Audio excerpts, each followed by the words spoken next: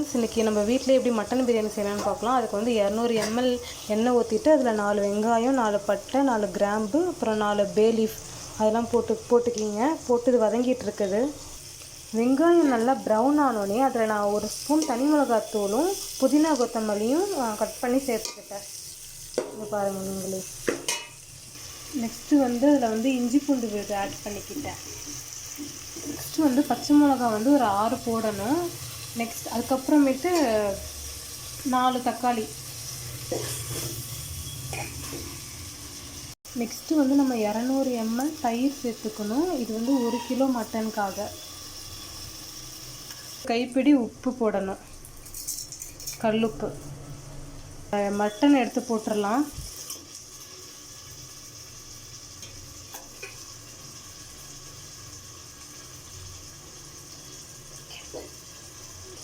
நல்லா மட்டன் தண்ணி விடுற வரைக்கும் நம்ம வதக்கணும். தக்காளியும் நல்லா மேஷ் ஆகணும்.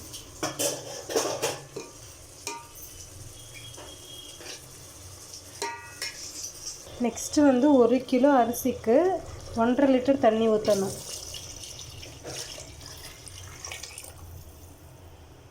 நெக்ஸ்ட்டு வந்து நம்ம வந்து இதை மூடி போட்டுட்டு ஒரு அரை மணி நேரம் லோ ஃப்ளேம்லேயே வைக்கணும். வரணும்.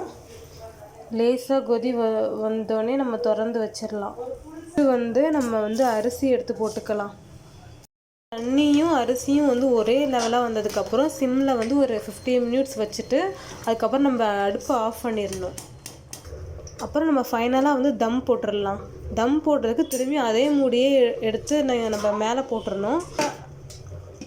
அதுக்கப்புறம் ஒரு வெயிட்டான தண்ணி பாத்திரத்தை வந்து அந்த பிரியாணி மேலே வந்து வச்சிடணும். 15 நிமிஷத்துக்கு நம்ம தம் வச்சிடணும். கைஸ், ஃபைனலாக வந்து நம்ம ஒரு 15 மினிட்ஸ் கழித்து நம்ம அதை ஓப்பன் பண்ணிவிட்டு நம்ம வந்து நெய் ஆட் பண்ணிக்கலாம். இந்த நெய் பார்த்திங்கன்னா வீட்டிலே செஞ்ச நெய் தான்.